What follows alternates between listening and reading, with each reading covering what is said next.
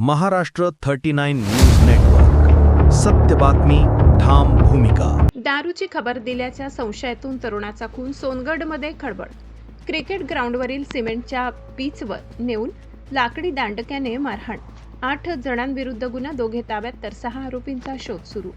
गुजरातमधील सोनगड येथे नवापूर पोलिसांना दारूची माहिती दिल्याच्या संशयातून एका 38 वर्षीय तरुणाला स्कूटीवरून क्रिकेट ग्राउंडवर नेऊन लाकडी दांडक्याने बेदम मारहाण केल्याची धक्कादायक घटना समोर आली आहे. या मारहाणीत विक्की उर्फ राहुल राजू सोनार वय 38 यांचा मृत्यू झालाय.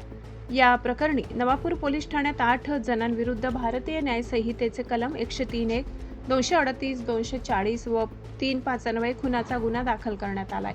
पोलिसांनी दिलेल्या माहितीनुसार मृत विक्की उर्फ राहुल राजू सोनार हे मूळचे अजंदे बुद्रुक, तालुका शिंदखेडा, जिल्हा धुळे येथील रहिवासी होते.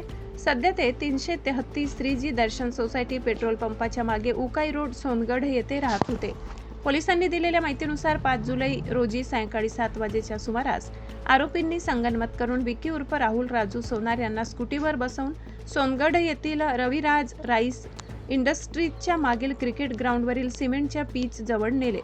तेथे विक्की उर्फ राहुल यांनी नवापूर पोलिसांना दारूची माहिती दिल्याचा संशय घेऊन त्यांच्याशी वाद घालण्यात आला. त्यानंतर आरोपींनी लाकडी दांडक्याने त्यांना जबर मारहाण केल्याचे पोलीस तक्रारीत नमूद करण्यात आले. या मारहाणीत गंभीर दुखापत झाल्यानंतर त्यांचा मृत्यू झाल्याचे पोलीस नोंदीत नमूद आहे. या प्रकरणी गुजरात राज्यातील सोनगड येथील 7 व महाराष्ट्र राज्यातील 1 अशा 8 जणांविरुद्ध गुन्हा दाखल करण्यात आलाय.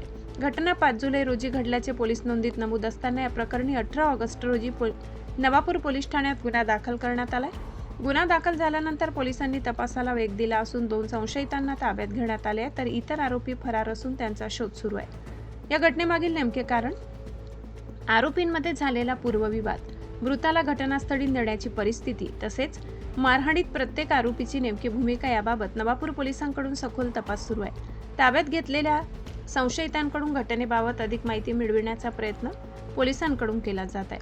नवापूर पोलीस ठाण्याचे पोलीस निरीक्षक अभिषेक पाटील यांच्या मार्गदर्शनाखाली पोलीस उपनिरीक्षक भाऊसाहेब लांडगे या प्रकरणाचा पुढील तपास करत आहेत. फरार आरोपींचा शोध घेण्यासाठी पोलिसांकडून तपासाची चक्रे वेगाने फिरविली जात असून तपासातून या खुनाचा संपूर्ण घटनाक्रम आणि आरोपींची नेमकी भूमिका स्पष्ट होणार आहे. महाराष्ट्र 39 न्यूज नेटवर्कसाठी अजय राजपूत, नवापूर.